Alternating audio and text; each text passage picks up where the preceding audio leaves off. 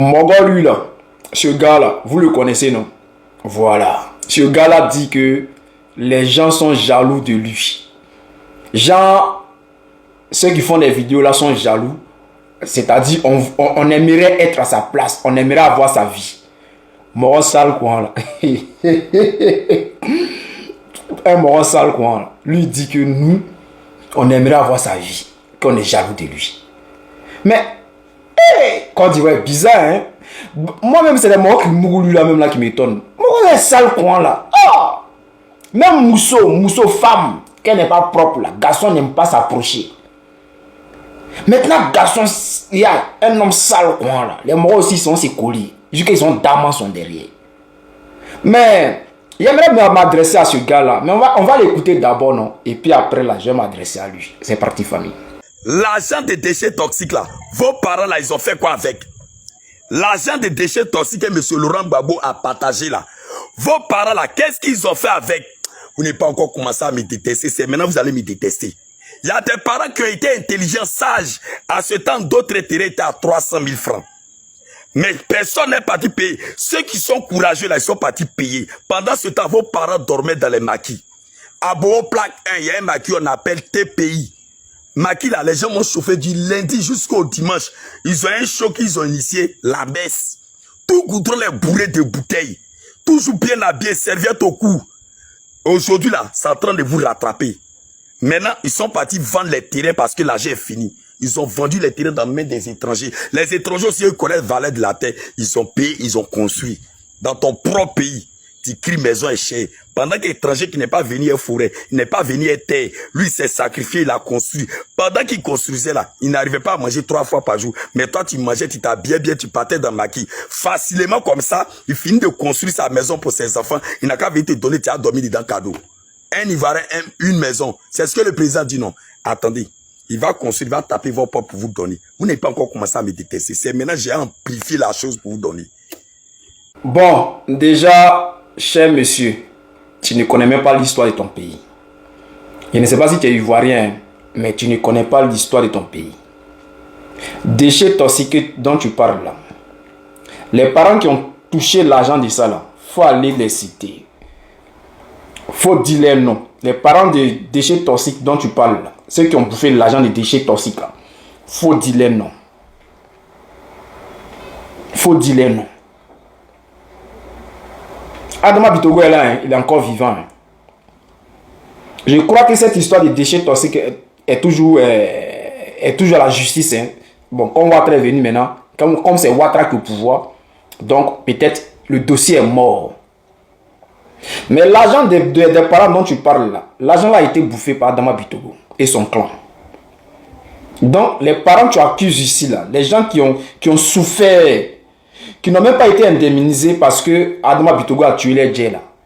Toi, tu viens t'asseoir pour dire qu'ils ont bouffé l'argent, ils ont pris pour aller s'asseoir dans le maquis.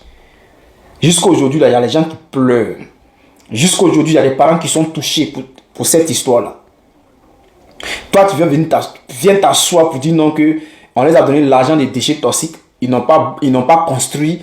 Ils ont payé terrain. Après, ils sont allés vendre. Ils sont allés s'asseoir dans maquiller l'argent des déchets toxiques.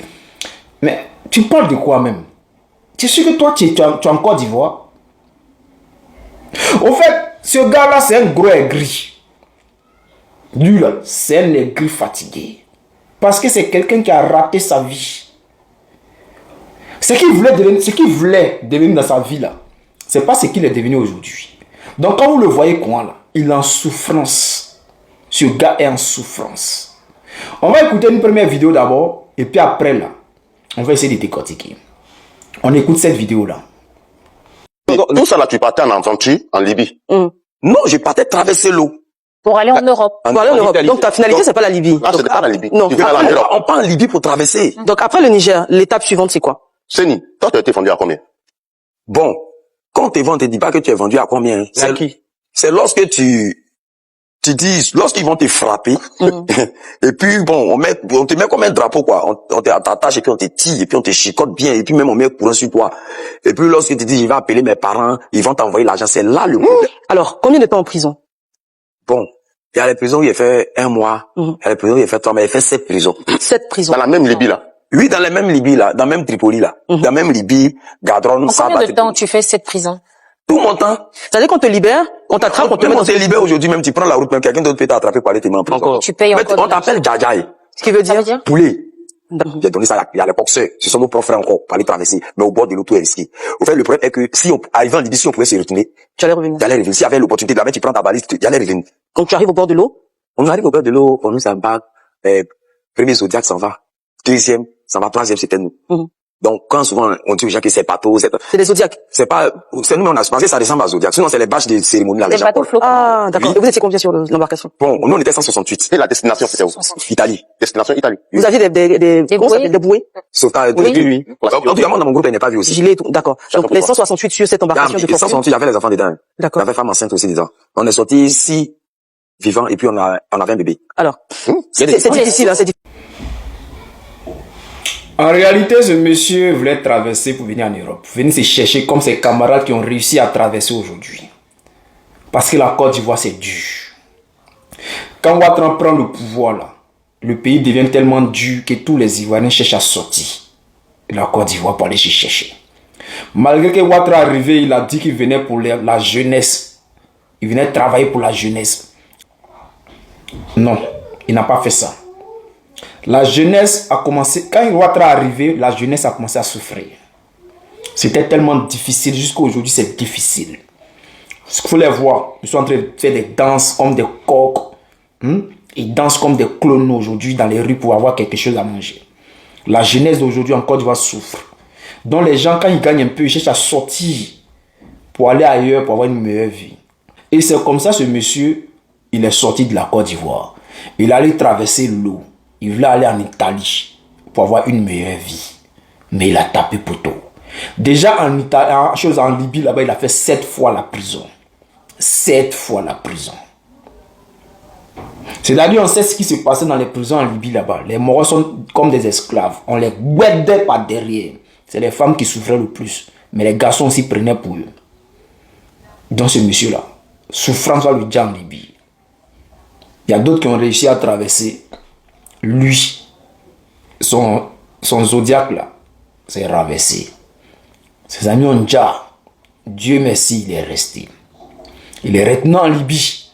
Il a fait encore prison là-bas. Jusqu'à ce que l'État de Côte d'Ivoire, cette histoire où ça pétait, un moment ça pétait, on dit non que en Libye il y a esclavage. Et l'État de Côte d'Ivoire a identifié les Ivoiriens qui étaient là-bas.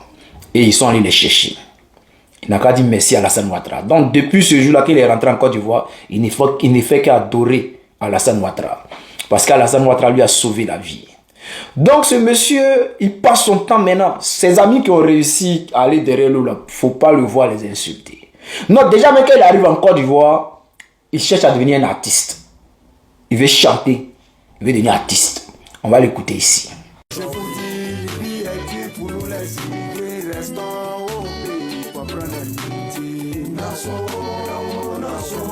Je vous dis, pour nous je vous dis, pour nous les restons au pays pour prendre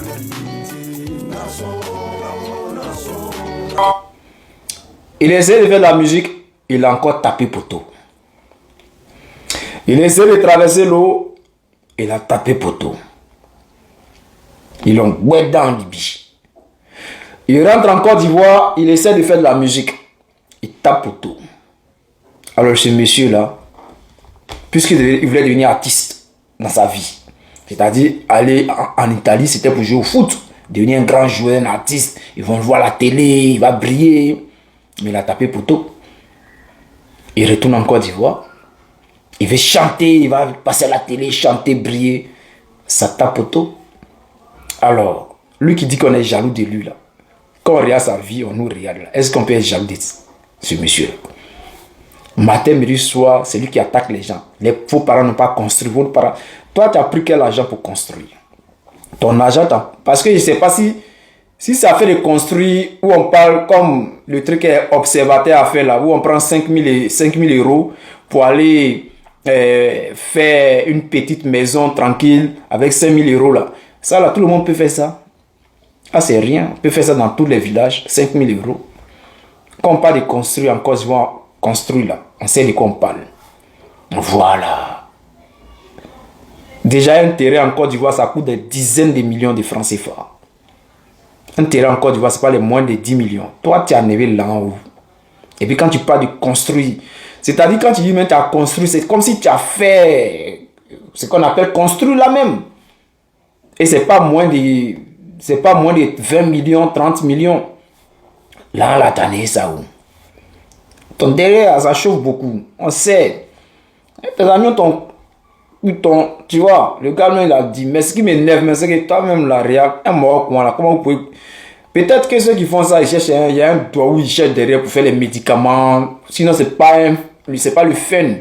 Peut-être c'est le moment des médicaments qu'ils sont en train de faire toi. Un gars comme ça, peut-être ton médicament aussi, il ne faut pas te laver. Donc tu te laves pas, tu pues la merde. Et puis les morts là, ils sont te bêtés, ils ont fait un médicament de ça. Sinon, ils ne comprennent pas. Tu vas te lever, tu vas venir parler à faire des déchets toxiques. Frère, tu ne connais pas l'histoire, tu te tais. C'est pas dans tout on parle. Voilà. Chers frères, chers camarades, le soldat de Gbagbo pour vous servir.